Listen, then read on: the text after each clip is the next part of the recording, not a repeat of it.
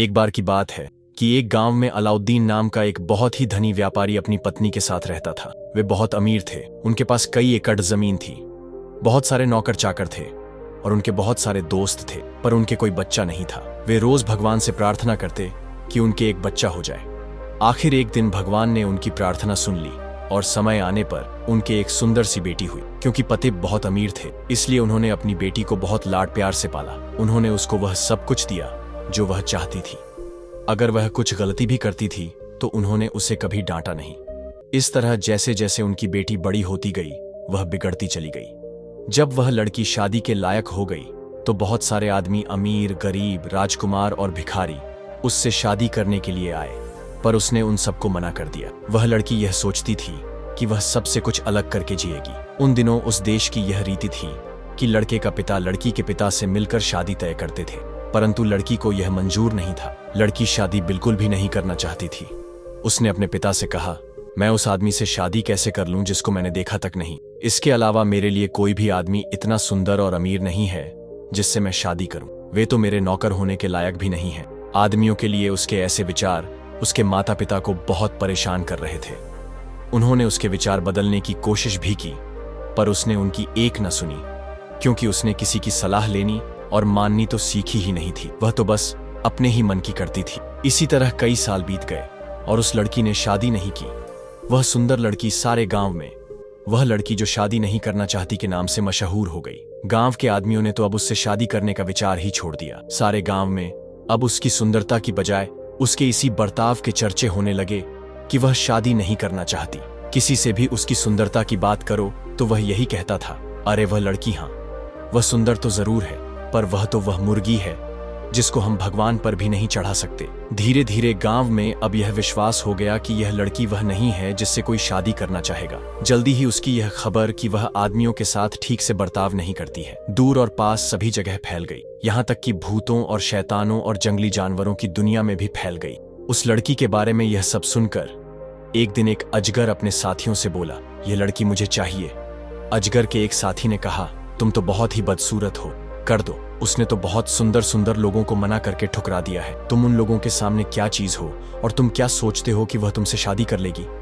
नामुमकिन। और उसके साथ ही जोर से हंस दिए। अजगर बोला, अब बस तुम सब देखो। तो अगले दिन सुबह जब सूरज उगा तो वह अजगर उस लड़की से शादी करने के लिए चला। रास्ते में वह एक मंदिर में रुका और काफी जाप करने के बाद वह एक इतने सुंदर नौजवान के रूप में बदल गया। इतना सुंदर कि किसी ने भी इतना सुंदर नौजवान दुनिया में कभी किसी ने नहीं देखा था। फिर उसने एक राजकुमार के जैसे कपड़े पहने और शाही तरीके से गांव की तरफ चला। वह बहुत ही सुंदर लग रहा था और अपनी सुंदरता से किसी को भी अपनी तरफ खींच सकता था। उसका चेहरा सुबह के तारे की तरह चमक रहा था। वह सोच रहा था कि अब समय आ गया है जब उस लड़की को शादी के बारे में एक दो सबक सिखाने चाहिए। जब वह उस लड़की के घर पहुंचा तो उसका पिता अपने दोस्तों के साथ बैठा बात कर रहा था। अजगर ने उस लड़की के पिता से कहा, मैं बहुत दूर से आया हूं और शादी के लिए आपकी बेटी का हाथ मांगना चाहता हूं। लड़की का पिता हैरान रह गया। उसे समझ नहीं आ रहा था कि आखिर यह हसीन नौजवान है कौन। तभी उस लड़की ने भी उस अजनबी को देखा और उसकी तरफ दौड़ी। लड़की ने अजगर बने राजकुमार को गले लगा लिया और बोली, यही वह आदमी है पिताजी जिससे मुझे शादी करनी है। अजगर बोला, मैं भी तुमसे शादी ही करने आया हूं जाने मन, मगर तुम अभी रुको जरा, मुझे तुम्हारे पिता से कुछ रस्मी तौर तरीके पूरे करने हैं। फिर मैं अपने घर के कुछ लोगों को बुलाऊंगा और उसके बाद हम शादी कर लेंगे। पर लड़की को चैन कहां। उसको तो इतना भी सब्र नहीं था कि वह ये इंतजार करती कि उसके अपने लोग उस अजनबी के बारे में कुछ पता कर लें। लड़की ने अपने कमरे में जाकर अपना सामान बांधा और अपने माता पिता को धमकी दी कि अगर उन्होंने उसकी शादी उस अजनबी के साथ नहीं की तो वह उसके साथ भाग जाएगी। लड़की के पिता ने उससे उस अजनबी की बात सुनने के लिए कहा और उसको समझते हुए कहा, अजनबी अक्लमंद लगता है और तो और उसे हमारे तौर तरीकों भी पता है। तुम जरा इंतजार करो बेटी, उसके परिवार के लोगों को आ जाने दो। हम सब लोग एक बार मिलकर अच्छी तरह से बात कर लें, तब हम उससे तुम्हारी शादी कर देंगे। पर लड़की बोली, नहीं, मैं उसके आदमियों के आने का इंतजार नहीं कर सकती, मुझे तो अभी जाना है। उसके पिता ने उसे बहुत समझाने की कोशिश, उसकी माँ ने भी उसे बहुत समझाने की कोशिश की और फिर उसके परिवार वालों ने भी उसको समझाने की कोशिश की, पर उसने किसी की भी एक नहीं सुनी। लड़की ने उस अजनबी का हाथ पकड़ा, अपनी एक नौकरानी को अपने साथ लिया, अपना सामान साथ लिया और उस अजनबी के साथ चल दी। उसके पिता को यह जानने का मौका ही नहीं मिला कि वह अजनबी था कौन और आया कहां से था। ने भी उस लड़की को साथ लिया, उसका कुछ सामान लिया उसकी नौकरानी को लिया, मुर्गियां ली, एक बकरा लिया और अपने घर की तरफ चल दिया। वे कई बाजार कई दिनों तक चलते रहे। उन्होंने 7 खेत पार किए, 7 नदियां पार की, पर फिर भी उस अजनबी का घर नहीं आया। लड़की ने अजनबी से पूछा, आपके घर पहुंचने में अभी कितनी देर है? अजनबी ने जवाब दिया, अब ज्यादा दूर नहीं है, बस हम अब घर पहुंचने ही वाले हैं। वह लड़की फिर बोली, लता है, आपका घर काफी दूर है। अजनबी बोला, हाँ, तुम ये कह सकती हो। लड़की ने कहा, अगली बार जब हम मेरे घर जाएंगे तब वहीं रहेंगे, क्योंकि आपने घर बहुत दूर है।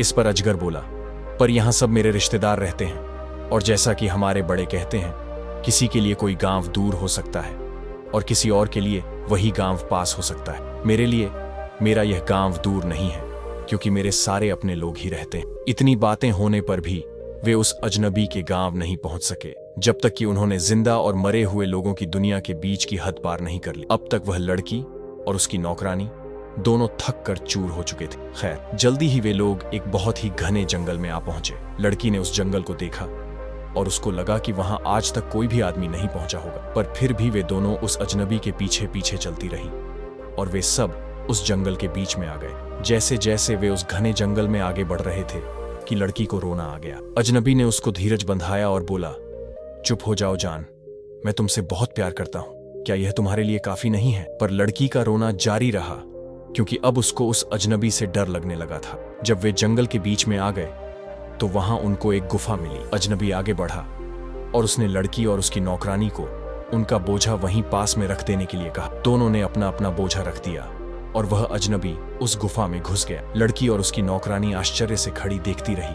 अंदर जाकर उस नौजवान ने अपने आप को एक अजगर में बदल लिया। यह सब देखकर वह लड़की और उसकी नौकरानी दोनों ही बहुत जोर से चिल्ला पड़ी। अजगर अपने असली रूप में आया और बोला, मुझे कुछ खाना चाहिए, मुझे भूख लगी है। और इससे पहले कि वह लड़की कुछ कर सके, अजगर उस लड़की की नौकरानी को निगलकर और खा गया। फिर उस अजगर ने अपनी पत्नी को पकड़ा और उसे गुफा के एक कमरे में बंद कर दिया। उसने उस गुफा का ताला लगाया और उसकी चाबी को निगल गया।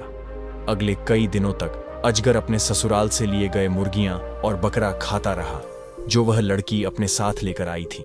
उतने दिन वह लड़की उस गुफा के कमरे में भूखी रही। अजगर ने उसे जानबूझकर भूखा रखा था ताकि वह थोड़ी कमजोर हो जाए और वह उसे आसानी से निगल सके। इस बीच में लड़की का पिता बहुत डरा हुआ था। उसका डर और भी ज्यादा हो गया था जब उसको अपनी लड़की के बारे में बहुत दिनों तक कोई खबर नहीं मिली। सुबह एक पंडित के पास गया और उससे अपनी लड़की और अपने दामाद के बारे में पूछा। पंडित बोला, तुम्हारी बेटी नदी के बीच में है और अभी रो रही है। वह इतना रो रही है कि लगता है कि जैसे साबुन से उसकी आंखें जल रही हैं। वह एक बड़े खतरे में है और केवल कुछ दिनों की मेहमान है। यह सुनकर अलाउद्दीन बहुत दुखी हुआ। उसने अपने सब होशियार कलाकारों को बुलाया और उनमें से सबसे अच्छे 5 कलाकारों को चुना। पहला कलाकार था मास्टर देखने वाला, जो दीवार के पार भी देख सकता था और जिसकी नजर किसी भी आदमी की नजर से ज्यादा दूर तक देख सकती थी। दूसरा आदमी था मास्टर रोक, जो एक खाते हुए शेर के मुंह में से भी खाना छीन सकता था। तीसरा आदमी था मास्टर शॉट, जो एक उड़ते हुए तोते को बिना गोली के भी मार सकता था। चौथा आदमी था मास्टर बड़े, जो पलक झपकते बिना किसी सामान के नाव बना सकता था। और 5वां आदमी था मास्टर नाविक, जो नाव को बिना किसी पतवार आदि के नाव चला सकता था। अलाउद्दीन ने उन लोगों से कहा, तुम लोगों का काम मेरी बेटी को ढूंढना है और उसको मेरे पास जिंदा वापस लाना है। अगर तुम ऐसा करोगे तो मैं तुमको इतना इनाम दूंगा जितना कि तुम सपने में भी नहीं सोच सकते। सो वे सब अपने इस काम पर चल दिए। मास्टर देखने वाला उनका गाइड था। जब वे नदी पर पहुंचे तो मास्टर बई ने एक नाव बनाई और मास्टर नाविक उसे खेलने लगा। घने जंगल में पहुंचने से काफी पहले ही मास्टर देखने वाले ने एक अजगर नदी को नदी के किनारे धूप सेकता हुआ देख लिया। देखने पर उसको एक लड़की एक गुफा के कोने में बैठी हुई दिखाई दे गई, जहां वह ताले में बंद थी और उसकी चाबी उस अजगर के पेट में थी। अब मास्टर रोग का काम था। जब अजगर ने करवट बदली तो वह मास्टर रोग हल्के पैरों से चलकर उसके पास गया। मास्टर रोग ने अजगर का मुंह खोला और उसके पेट में से उस गुफा के कमरे की चाबी निकाल ली। गुफा के उस कमरे को खोला, लड़की को बाहर निकाला और वह चाबी फिर से अजगर के पेट में डाल दी। यह सब उसने अजगर के हिलने से पहले ही कर दिया। लोगों ने उस लड़की को नाव में बिठाया और मास्टर नाविक नाव खींच कर उसे आदमियों की दुनिया की तरफ लेकर चल दी। जब अजगर अपनी नींद से जागा तो वह लड़की को खाने के लिए गुफा की तरफ चल दिया। वहां जाकर उसने उस लड़की को ढूंढा तो वह लड़की उसको कहीं दिखाई नहीं दी। लड़की को वहां ना देखकर अजगर बहुत गुस्सा हो गया और गुस्से में भरकर उसने गुफा में तोड़फोड़ शुरू कर दिया। जब वह गुफा के बाहर आया तो उसने आदमियों के पैरों के निशान देखे।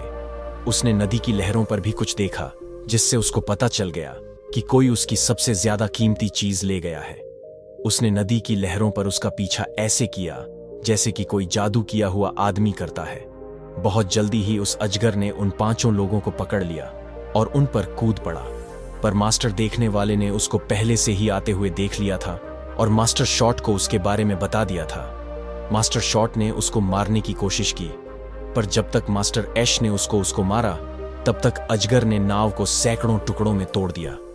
उसका यह नाव को तोड़ना उन आदमियों के लिए बहुत ही घातक था, और जब तक कि मास्टर बई ने दूसरी नाव नहीं बना ली तब तक सारे लोग पानी में तैरते रहे। उसके बाद मास्टर नाविक उस नई नाव को चलाकर आदमियों की दुनिया में ले आए।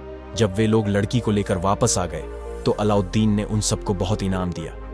अब उनमें से हर एक अपने लिए सबसे ज्यादा इनाम रखना चाहता था। मास्टर देखने वाला बोला, अगर मैं ना होता तो सबसे पहले हमें वह लड़की ही दिखाई नहीं देती। मास्टर बड़ा ही बोला, पर वह मैं था जिसने वह नाव बनाई और जिसमें बैठकर हम वहां तक गए, और जब हम करीब करीब डूबने वाले थे तब फिर मैंने ही दूसरी नाव बनाई जो हमको बचाकर यहां लेकर आई। मास्टर शॉट बोला, और अगर मैंने उस अजगर को ना मारा होता तो वह हम सबको खा जाता। मुझे इस इनाम में से सबसे बड़ा हिस्सा मिलना चाहिए। मास्टर रोग बोला, यह मत भूलो कि मैंने अपनी जिंदगी दांव पर लगाकर उस अजगर के पेट से चाबी निकाली और उस लड़की को उस गुफा से बाहर निकाल कर लाया।